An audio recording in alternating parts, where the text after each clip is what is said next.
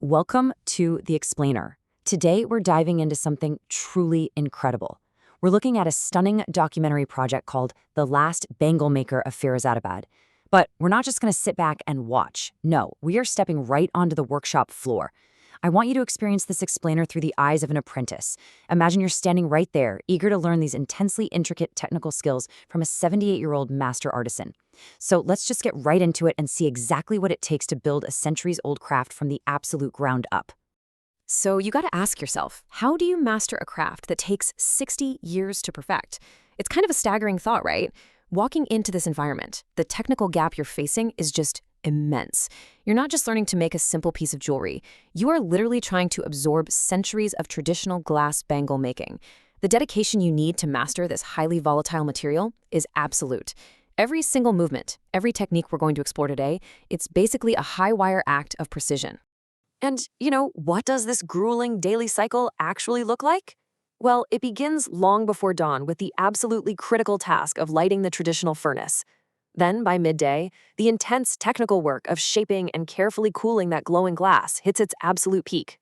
And the work, it doesn't stop until late evening, finally ending with the display of these vibrant, handcrafted bangles in the colorful local shops. It is just a non-stop daily cycle of intense heat, extreme precision, and honestly, raw physical endurance. All right, Section 1. Dawn at the Furnace. Our training ground is Firozabad, a super bustling city in Uttar Pradesh, India. Now, Firozabad isn't just some random backdrop. It's the historic heart of traditional glass bangle making.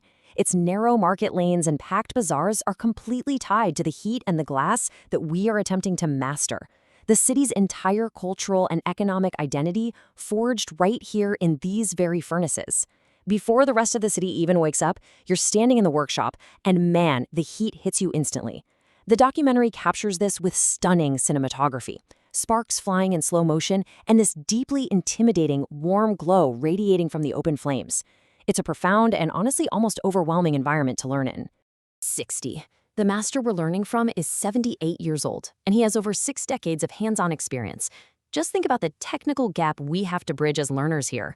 For 60 years, his hands have learned the exact temperature of molten glass literally just by feeling the radiant heat. Watching his steady, weathered hands work is incredibly inspiring, but yeah, it's also deeply intimidating. He represents one of the very last generations preserving this highly specific, highly technical craft. Moving on to Section 2, shaping the molten glass. This delicate process requires a very strict technical progression. Step 1, lighting the furnace to a perfect, consistent temperature. Step 2, melting the glass until the viscosity is exactly right. And Step 3, which is definitely the hardest part, shaping it over an open flame. There is absolutely zero room for hesitation here. The glass cools so rapidly, and if your technique isn't totally flawless, the piece is ruined before it even begins to take a recognizable shape. We are pulling and stretching this molten glass into perfect, delicate circles. A single millimeter of error, and the circle is warped. It requires an intimate understanding of how this material behaves under extreme stress. It requires decades of patience and precision in every single movement. When you watch the master in the documentary footage, and by the way, they use these incredibly immersive, ultra-realistic macro shots, you see a level of steady breath control and hand-eye coordination that makes a highly volatile process look completely effortless. He doesn't fight the glass, he guides it. For a student of the craft, learning to mirror that quiet, focused patience in the face of intense, glowing heat is a massive, massive hurdle. Which brings us to Section 3, cooling and intricate decoration. At this stage, we have to master a completely different set of finishing techniques. First up is careful cooling. Glass is notorious for shattering if the temperature drops too rapidly, so your timing has to be exact. Then, we apply shimmering colors and craft these intricate patterns entirely by hand. So we're going from battling the intense, fiery heat of the furnace to needing the delicate, almost surgical finesse required during these finishing stages. We're literally transforming raw, cooled glass into vibrant art. And the dexterity required to paint and etch these rich, natural colors onto such a tiny, curved surface without breaking the delicate circle. It's absolutely phenomenal. Next up is Section 4, competing with the machines. As we continue our training, the master's lessons expand way beyond the workshop walls. We quickly realize we're kind of caught between two worlds. On one side, we have our handcrafted tradition, which is rooted in patience, precision, and creating family heirlooms. And on the other side, machine-made production. The reality of these changing markets is that machines are fast, they're cheap, and they create a very real challenge to the survival of this art form.